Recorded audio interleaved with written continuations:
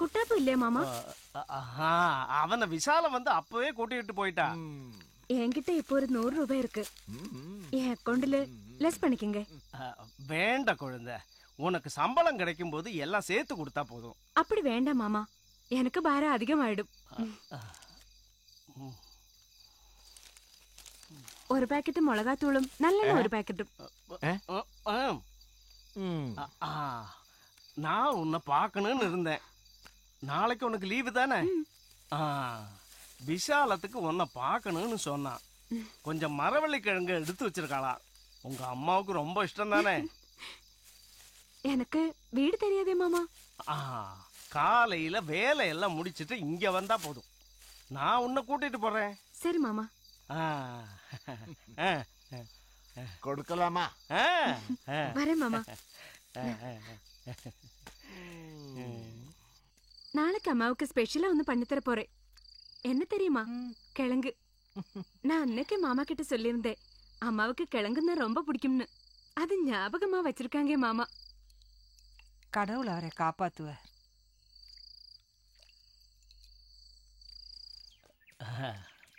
வா வா. இது என்ன கையில? கொஞ்சம் வாழ்க்கை பஜ்ஜி மாமா, குட்டாப்பூ கொடுக்கறதுக்கு. அவனுக்கு இது பிடிக்குமான்னு தெரியல. மாமாவுக்கு தர மாட்டியா? மாமாவுக்கு, மாமிக்கு எல்லாருக்கும் உண்டு. மாமா,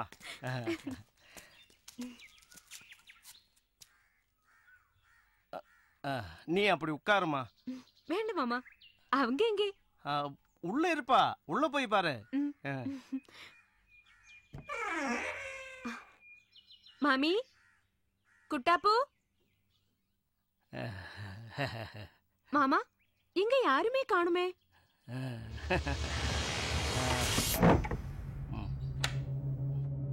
மாமா, எதுக்கு கதவு சாத்துறீங்க?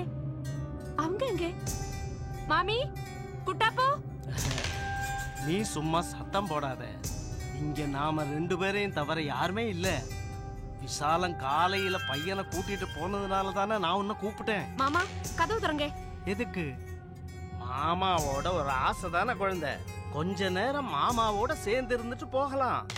அப்புறம் உன்னோடையும் அம்மாவோடையும் காரியங்கள் எல்லாம் நான் பாப்பேனே. முதல்ல நீங்க கதவு திறங்க. இல்லனா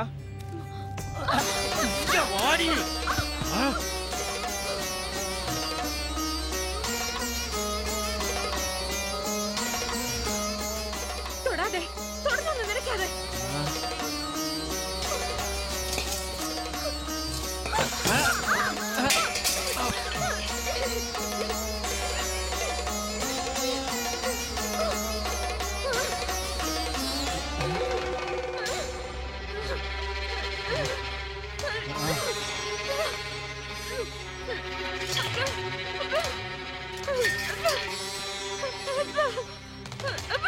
நீ என்ன நாட ஆளியா?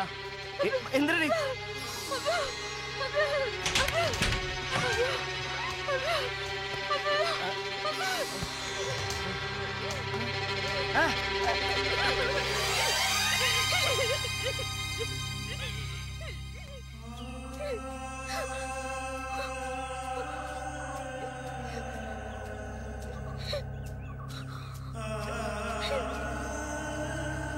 தூக்கி போடுறேன்.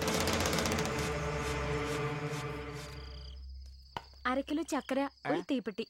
இதுவரை உள்ள கடனை தீர்த்துட்டு ரொக்கம் பணத்தை கொடுத்தா இனிமே பொருளை கொடுத்தா போதும். அல்லாம இது தர்மசாலை ஒண்ணும் இல்ல, வழிய போறவங்களுக்கு பொருளை கொடுக்கறதுக்கு.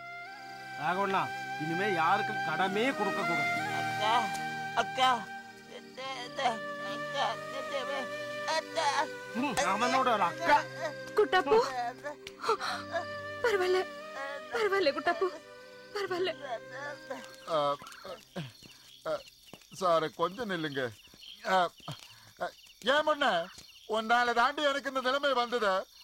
இன்னும் கொஞ்ச நாள் அரசாங்க செலவில் வாழ்ந்துட்டு வரலாம். நடக்கடா சீக்கிரம். சார இப்பவும் அந்த கோதம்பு தானா இல்ல பிரியாணி ஏதாவது இருக்கா? பேசாம வாடா. உங்க அம்மா நடக்க ஆரம்பிச்சிட்டாங்க ஸ்வதி.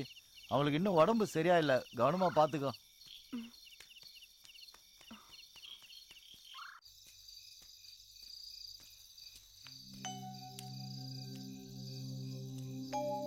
அம்மா,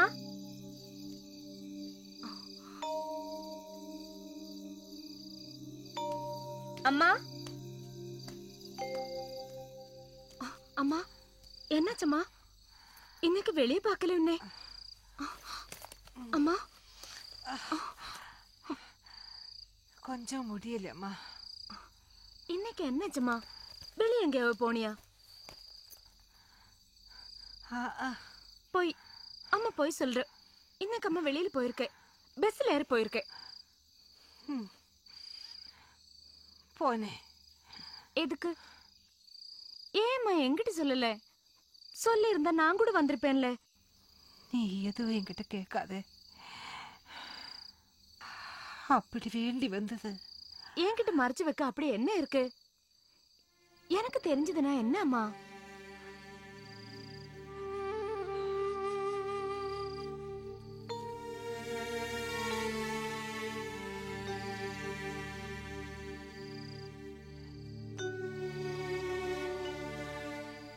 என் பொண்ணு காப்பாத்தான் நான் போனேன். ஆனா தண்டனை வாங்கி திரும்பி வந்துட்டேன். அம்மா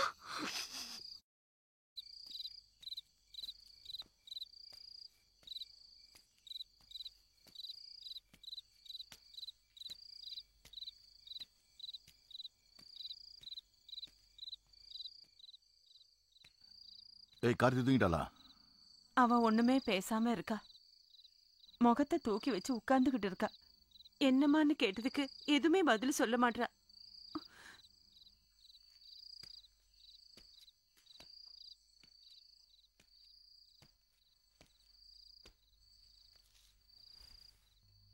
கார்த்தி உனக்கு என்ன ஆச்சுமா?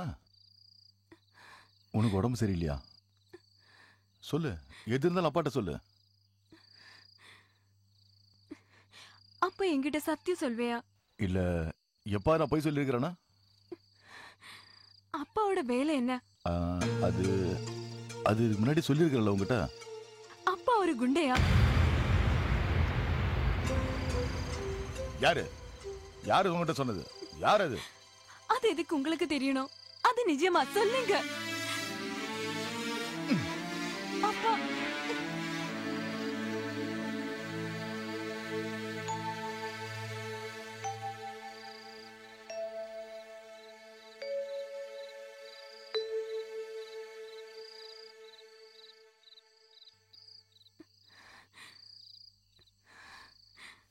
ஏமா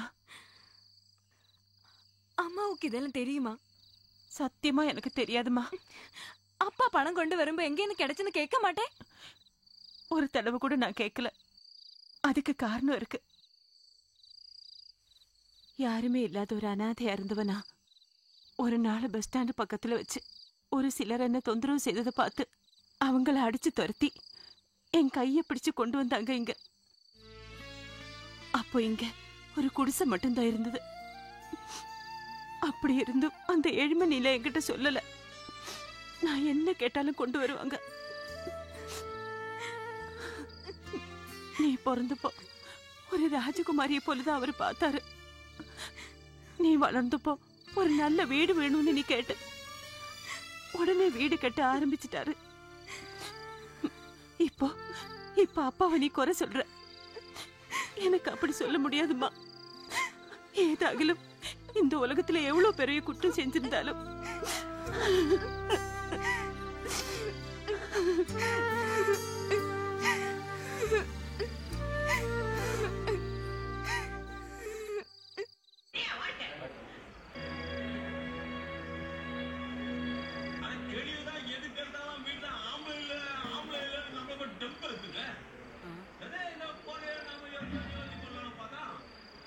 ஏண்டி உனக்கு பரீட்சைக்கு ஏதாவது படிக்க கூடாதா?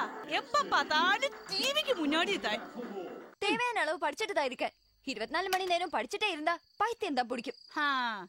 நீ எல்லாம் சேர்ந்து எங்களா தான் பைத்தியாக்குறீங்க. இருக்கானே பெரியவன் ஒருத்தன்.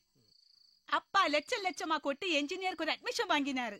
ஆனா அவனு காலேஜ் போகிறதுக்கு டைம் இருக்கா? அடிதடி சண்டேன்னு ரவுடி பசங்களோட இங்கே சுட்டிட்டு இருக்கேன். என்ன கேப்பருக்கான இவ்வளவு சத்தம் வேண்டாம். நான் இங்கத்தான் இருக்கேன். நீ எதுக்கு கேட்கணும்? கேட்ட என்ன பிரயோஜனம்? பிரயோஜனம் ஒன்றும் பார்க்காத. எனக்கு இப்ப கொஞ்சம் பணம் வேணும். இது நல்லா இருக்கு. பணமா? பணம் நானா உண்டாக்குறேன். உங்க அப்பா இல்ல, அவர்கிட்ட போய் கேளு. அப்பா கிட்ட கேட்ட கிடைக்காதே, அதானே அம்மா கிட்ட கேட்டேன். எப்படிடா அவர் தருவா? திருநெல்வேலி காலேஜ் போறதுக்கு சொந்தம் கார் வேணும்னு பிடிவாதமாய் சொன்னப்போ 5 லட்சத்துக்கு புது கார் வாங்கி உனக்கு தரல. என்ன ஆச்சு அப்புறம்? ஒருவனை இடிச்சு கொன்ற கேஸ் மட்டும் பாக்கி. வண்டியோட தூசி கூட பாக்கல. இதுதான் அம்மாக்கு மாங்கிட்ட அன்பு இல்லைன்னு சொல்றது.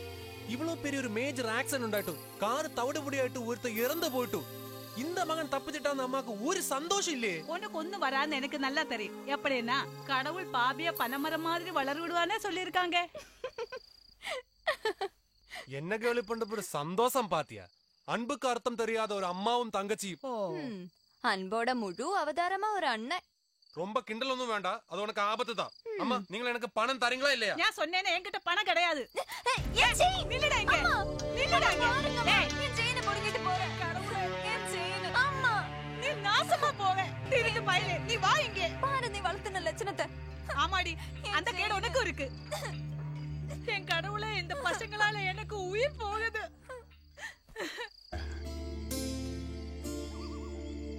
டேய் டேய், இந்த காட்டு நடுவில் இருந்து எப்படி தூங்குற நீ? அரண்மனை மாதிரி வீட்டுல பட்டு மெத்தையில படுத்தப்பவும் எனக்கு தூக்கம் வராம இருந்துச்சு. இப்ப நான் அனுபவிக்கிற சந்தோஷம் உனக்கு புரியாதடா. என்ன செய்யற நம்ம தலையெழுத்து. ஃபர்ஸ்ட் நைட்டு நடு காட்டுல இந்த பூட்டிய வீட்டுக்கு முன்னாடி கொண்டாடுறன்னு நம்ம தலைவிதி. நீ ஏன்டா அப்படி நினைக்கிற? யாருக்குமே கிடைக்காத மறக்கவே முடியாத வித்தியாசமான ஃபர்ஸ்ட் நைட் நமக்கு கிடைச்சிருக்கு தெரியுமா? நல்ல கற்பனை. நீ எப்ப இலக்கியம் படிச்ச?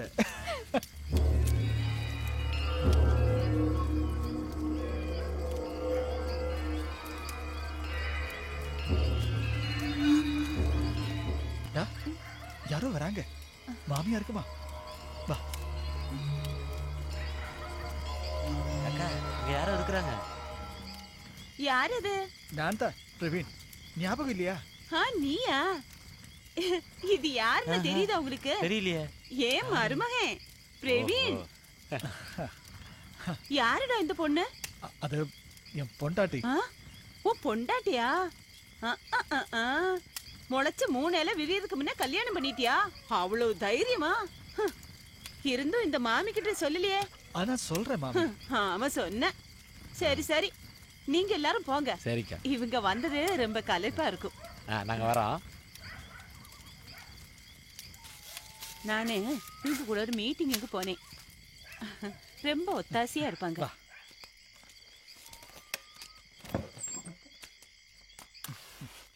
மாமி, தாத்தா எங்க போனாரு?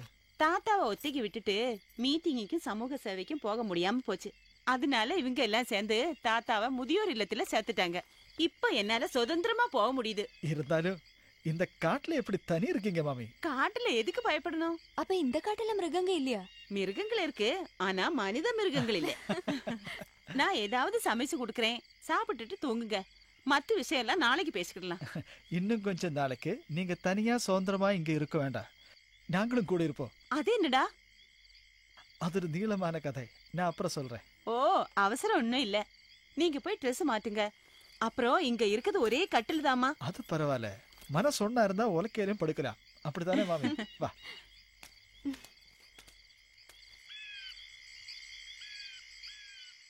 நீ சொன்ன மாதிரி மறக்க முடியாத முதல் இரவா இருக்கு. காதிலே காட்டி நோசி கேக்குது. இங்க இன்னும் எத்தனை நாள்? அது அப்புறம் பாப்போம்.